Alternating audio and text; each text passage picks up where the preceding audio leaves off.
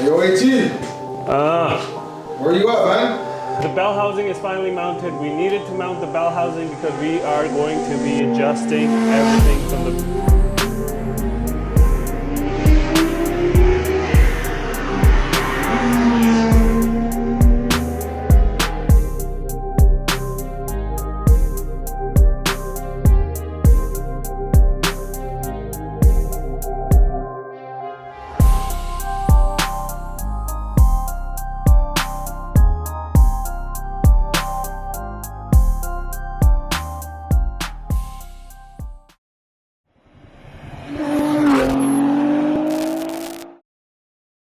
Yo, AT. Where you at, man? I'm here. In the car? No, man, underneath the car. That's where I'm always at. What are you doing underneath here? Just chilling. What's going... Oh, you are recording? All right, guys, it's AT here at Rev's Garage, and today we're going to show you how to sleep. Never mind, that's not what I was going to do. But anyways, come over here. I'm going to show you something. As you can see, the bell housing is finally mounted. We needed to mount the bell housing because we are going to be adjusting everything from the back of the transmission. We're going to be adjusting the torque tube so that the torque tube sits inside the pilot bearing. And right now, it might not be fully seated in as we showed you earlier, but we're going to make that adjustment today and show you step by step on how to do it. It's not too hard. So come back over here for a second. I show you the transmission. The tools needed for this job are going to be a ratchet, a hex socket, an extension, and a pry bar, and a rubber mallet or a hammer, whatever you want to use it. So come up here, you can see the light. Let me show you the light here. There are two windows. Take them both out. There you go. So there are two bolts you got to remove. Both of them are holding the front torque tube, and so there's a coupler on the front torque tube, and the same coupler is holding the transmission shaft. So what you're gonna do is you can either spin them around to make sure that the bolt's facing down so you can remove it. As you can see, this one here, it's down here. Spin it out. Take this thing out. There you go. If it falls, use your fingers. I'm sure you guys are good with your fingers. If you're not, I can help you with that. Go back up here, the small one. Spin the shaft just so you can see the hex bolt right there. So you have to play with the shaft with your fingers? Exactly, that's exactly what you gotta do. So you make sure you have both hands ready and take this out. All right, this one is out too. Now you gotta make sure that plastic coupler is out of the way, so you wanna lightly tap it towards the back of the transmission. Actually use a pry bar, it'll be much easier. So when both the bolts are out, tap this thing backwards and out of the way so you can make adjustments.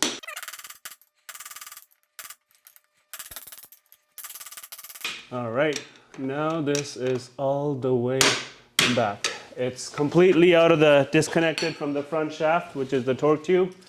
I'll show you through this hole, right there. Now you gotta do is lightly tap the front torque tube shaft towards the front of the motor so it sits inside the pilot bearing. To do that, be gentle.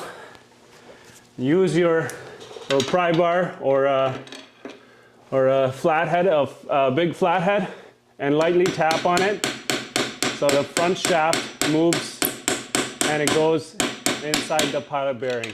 Okay, let's go check our torque tube in the front. So as you can see, it is sitting perfectly flush. It's inside, and that should be it for our adjustment.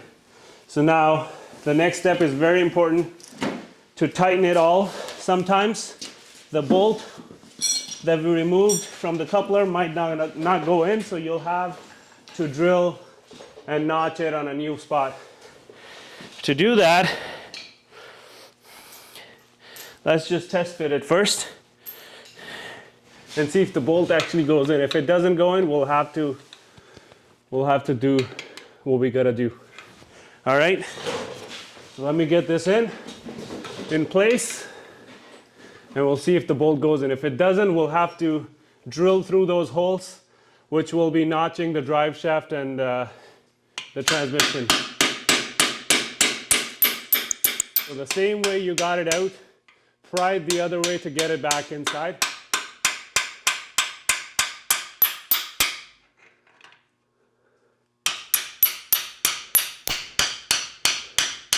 So you only pry it to the point where you can get through the bolt through this hole. So getting back at it, make sure it's right here. Perfect.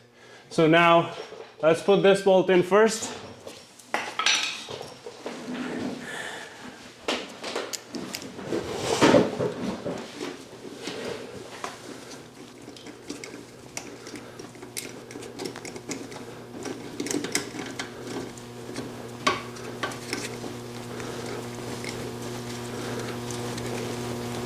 This went in pretty nice.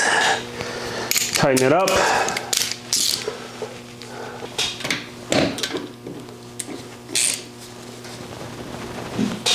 It's supposed to be 58 Newton meters, but we don't want to show you anything wrong. We're going to be torquing it after. I don't know.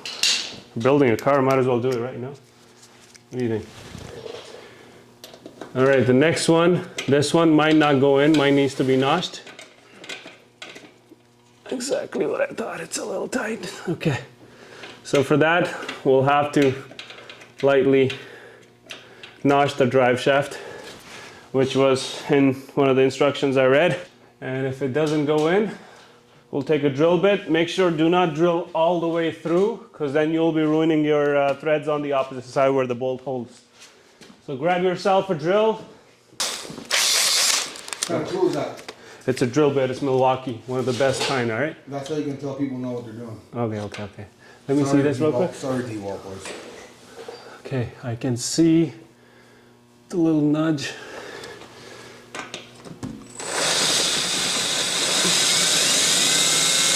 Okay, let's see if it works. Can you get me some light, bro?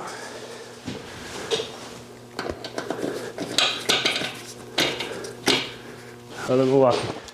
So we use here, all right?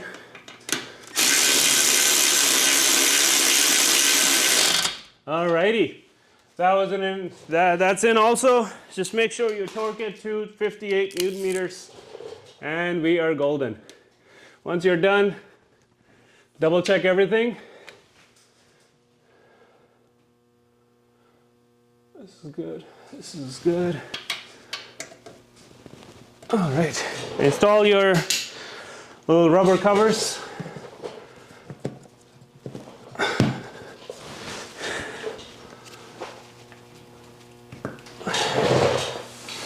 Tap this side in. There you go. We have notched ourselves the drive shaft in a way that it sits inside the pilot bearing, and now we are actually ready to drop the motor again. Put the pressure plate, the clutch assembly all the way in, and finally install the motor for once and for all. Because I'm tired of taking it in and out and out and out. How many times now? This is going to be the third time we're going to be taking it out to put it back in. And that started including the last time we put the engine in another Porsche. No. So it's been a while. I hope this helps you guys on how to do this. It's not too hard. If the drive shaft is too hard, if it's too much of a pain, use a little bit of lubricant. I'm sure that'll help a little bit. But yeah. Or call 18. They'll do it for $3.99. Woo! All right. So that's it for tonight, guys. I hope you enjoyed this video. If you have any questions, leave a comment down in the comment section below, and we'll see you again next. What's going on, guys? It's D from Rev's Garage, and today we are going to show you what's involved in the process of converting your LS wiring harness to work with a Porsche. So stay tuned and AT is going to explain everything to you. All right, hey everybody, this is AT. We are going to cover over the basics of wiring harness that we were able to get it out of a Gen 4 LS based engine truck. So this is from a 2010 Silverado. It does have VVT. It did have its transmission stuff. It did have a lot of stuff. I know most of you guys just want to buy the wiring harness from a bunch of places. PSI Conversions does great kits, but like I said, I wanted to tackle all this myself. So I'm going to put this in simple words on what I did here. I'll try my best to explain it to you guys so you guys can do it in your own way. First thing first, this is not how the wiring looked like. I'll attach a picture up here. This is how the wiring was in the truck. I was able to get all the loom off. There's a lot of tape, a lot of goo. Be patient, take your time, get all that stuff off so you can actually see what's involved inside. And then coming over here, you'll have your ECU. You'll have to remove, don't look at this right now because this is all modified. So you have to remove your connectors, which are these two connectors. Very important when taking the connectors off. You make sure, I'll show you one quick trick to get this thing off.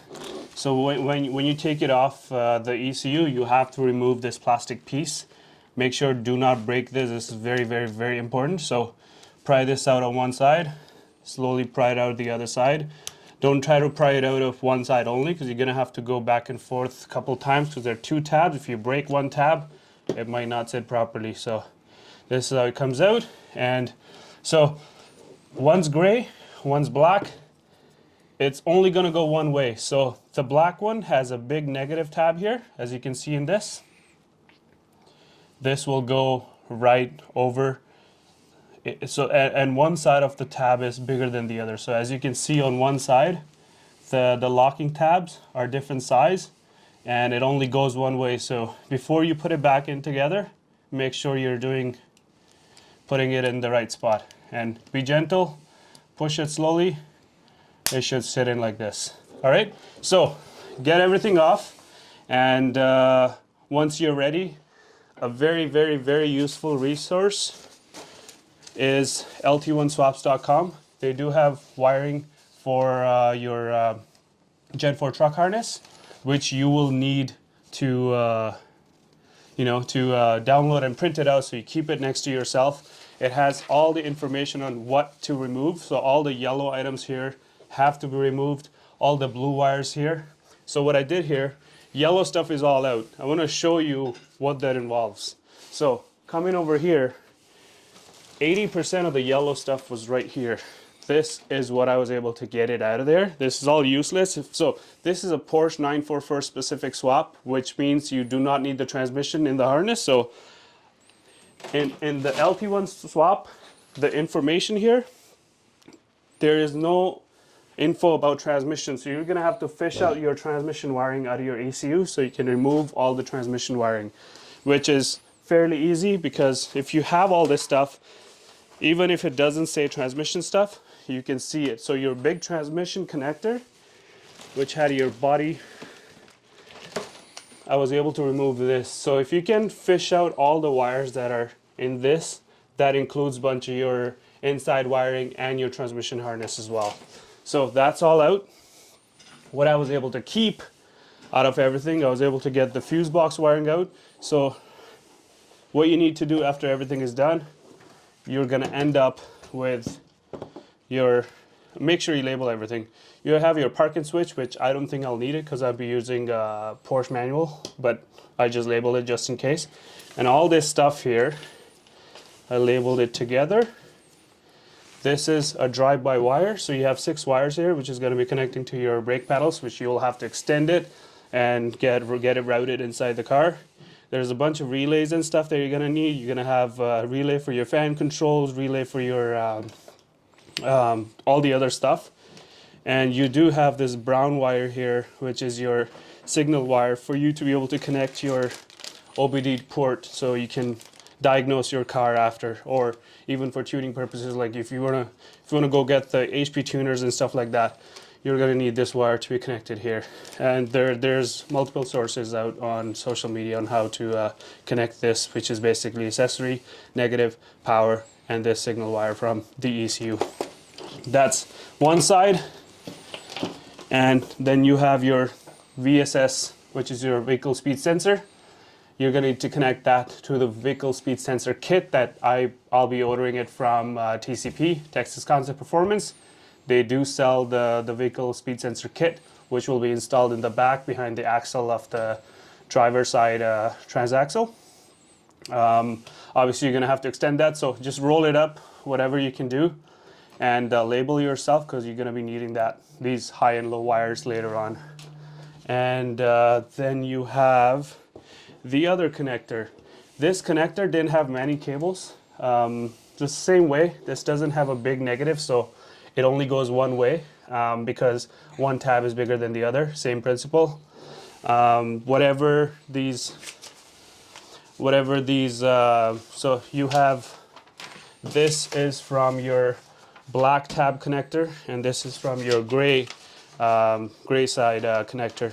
You only had to remove one wire out of that, but I was able to get a few more because I removed the transmission. So you're gonna have to fish out the transmission wiring just looking at this. Another thing is we're gonna be using this, where did it go? Okay, so I was able to buy this fuse box from Amazon, which will help us set up all the relays that you saw earlier in your black tab connector, which we'll be doing that after we have the ECU mounted, because the way the truck ECU sits, it sits right next to your engine in the driver's side, but we're going to be routing it. So we want this engine to sit in our Porsche right behind the Hydro Boost. So it's going to sit behind in that compartment where you have your actual Porsche fuse box. So we want to make sure that fits there. And for us to fit it there, we're going to have to reroute a few things, especially when it comes to the alternator, because the truck alternator sits right on top of the engine on the driver's side, but with our ICT brackets, we actually got it to sit lower right or lower driver's side. So we're going to have to possibly extend this cable. But anyways, all this stuff comes in later on when we are setting up all the wiring harness the way we want to. So another important thing is make sure, do not loom it right now. Leave it the way it is. And one important thing as to when you are taking the wires apart, make sure you use zip ties. And the zip ties acts as a connection where your cable is supposed to turn and everything, so it doesn't get all tangled up. Very important thing. And once we have this sitting inside the engine, we'll be able to see which zip ties to remove and add new zip ties. If we have to extend a new cable, put it in a different spot. And once we all have it in the spot with the way we like it, we're gonna take it all apart. And we have some wiring loom here that we're gonna be wrapping our cables with. So basically this took me about 10 to 12 hours in total of hard labor with a couple of beers and some nice music in the background. So just one important thing, take your time, especially when you're splicing through wires. You don't want to splice an actual wire that you're going to need later on, because that's going to be to chase later. So this is where we at right now. We have our box sitting here. We have our wires ready to go. All we got to do is get the engine inside the car, test fit all the wires, see how it works. If it needs extension, then we're gonna have to use some soldering and extension wires. Wires is not gonna be a problem because, as you saw, we pulled out at least 1 million wires out of this. But yeah, so if you guys have any questions on this, there are multiple sources out on the internet as to how to do wiring stuff. I'm not gonna go into detail because you can watch any video and learn on how to take the wiring out of the pin and all that stuff.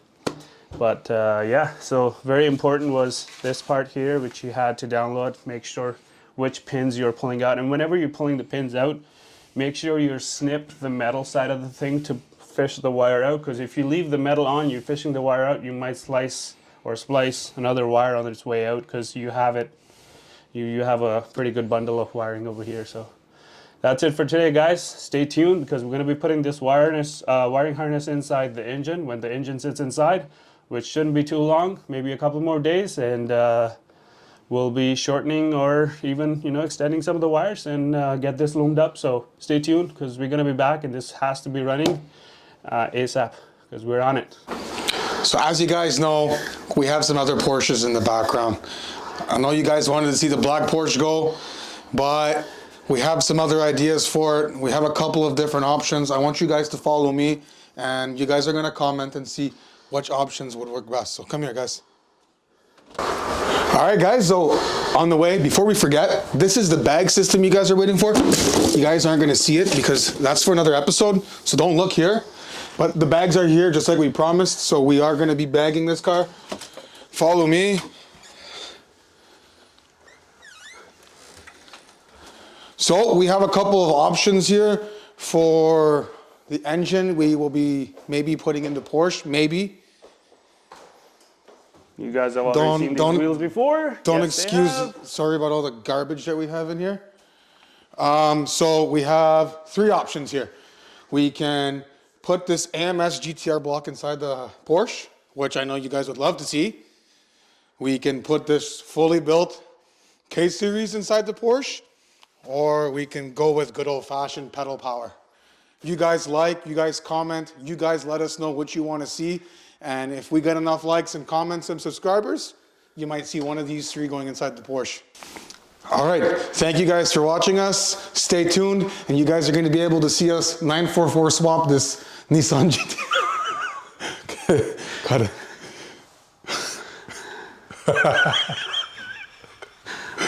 To use this meat right here. You like that meat, eh? Yeah, you ever just grab a piece of meat before and you just want to put it in your mouth? I think I'm gonna shut this video right there.